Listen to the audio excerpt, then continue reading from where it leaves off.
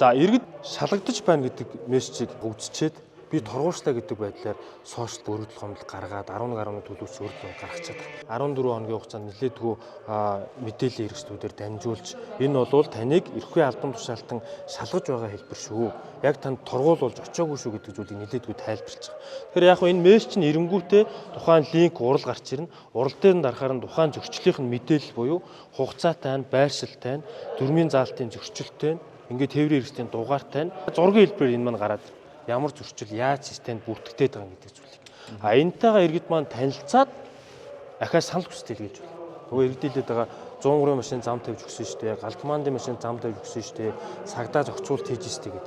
Энэ мэдээллүүдийг өгсөний дагуу хүсэлтийг илгээн. Үүний дараагаар тухайн мэдээлэл нь өшөө илүү тодруулах шаардлагатайгаа бол call center буюу 7011 16 42 гэдэг дугаарлуу залгаад мэдээллүүдийг бас авч болно.